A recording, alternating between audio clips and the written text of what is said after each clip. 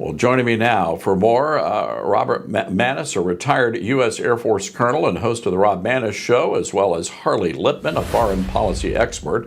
Good to see both of you. Rob, first to you. Is the United States taking too much of a conciliatory tone toward Iran here?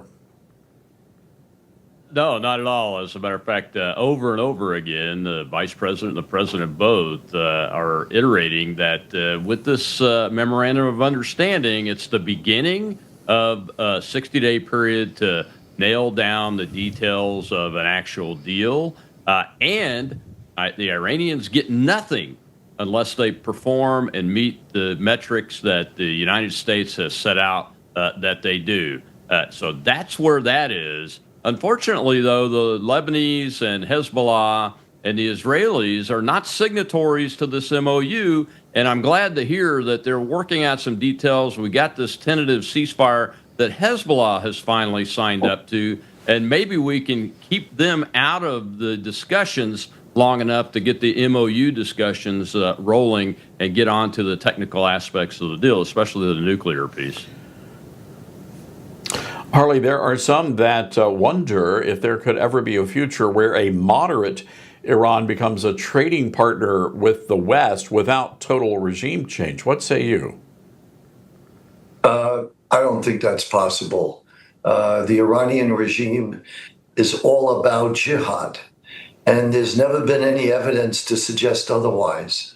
The last 7 presidents all did, one way or another, reach out to Iran to try to establish a normalization of Iran with other nations and America. None of it ever worked because that's not who they are. They are dedicated to one thing above all, which is jihad and the destruction of the West, starting with the destruction of Israel. And unfortunately, that's just the sad reality. And we're projecting onto Iran our vision, desires, fantasy of what we'd like to see, but it has no resemblance to the reality of the regime there. Well, certainly. And I suppose it was an odd question to ask because I don't think there's anyone on the planet who thinks that there could ever be a moderate Iran here, gentlemen. I do know this, Rob, the vice president addressing critics over the deal from within the Israeli parliament. Let's take a listen. I guess my message to them would be twofold. Number one, Donald J. Trump is the only head of state in the entire world who is sympathetic to the nation of Israel at this moment in time. If I was in the cabinet of the Israeli government, I might not be attacking the only powerful ally that I have anywhere left in the entire world. I don't know, Rob. That to me sounded like a threat directed at Israel. What say you?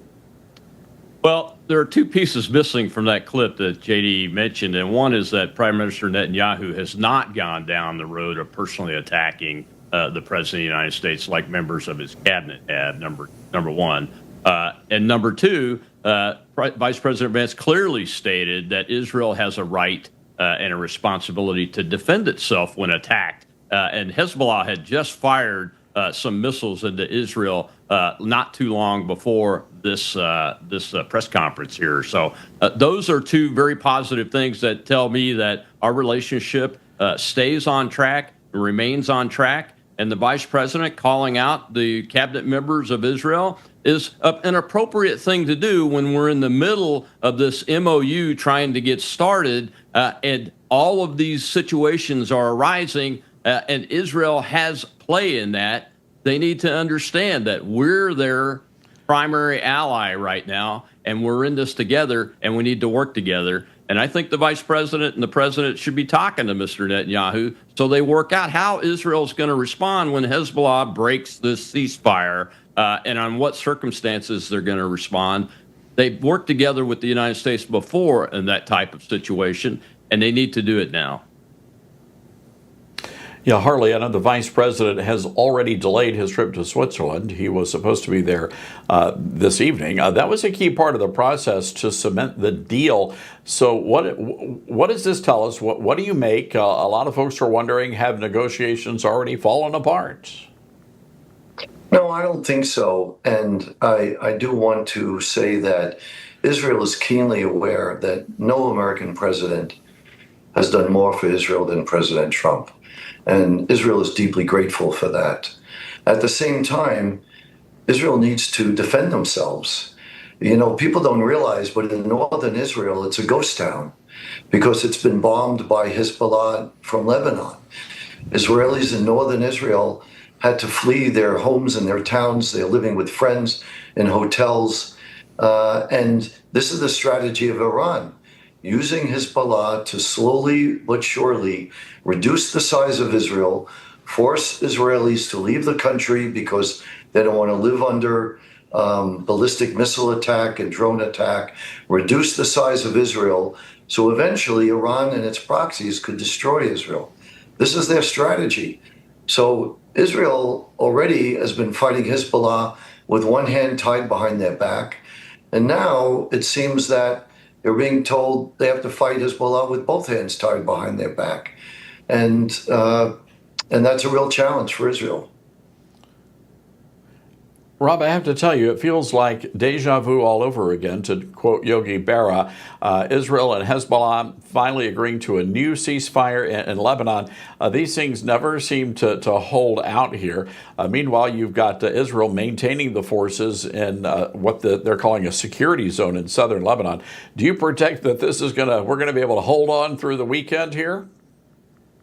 I don't know exactly how long it'll last, but I expect that Israel is going to continue to maintain a security zone in southern Lebanon and not back off of that because they have a right and a responsibility to defend themselves. And Hezbollah has proven time and time again that they break these ceasefires. The key here is that we now have this agreement between the United States and Iran has control over its proxy forces. And if Iran continues to allow these proxy forces to break the ceasefire like Hezbollah has been continuously doing, then the president is going to respond. It's very clear with this MOU from the vice president and the president that Iran gets nothing unless they meet the behaviors that are required of them to meet. And this is not one of those behaviors. So I hope that the president responds in a very strong and firm manner, and especially if he uses kinetic combat operations again, that he goes fully in and sends them the appropriate message to see if they'll get back in line. But,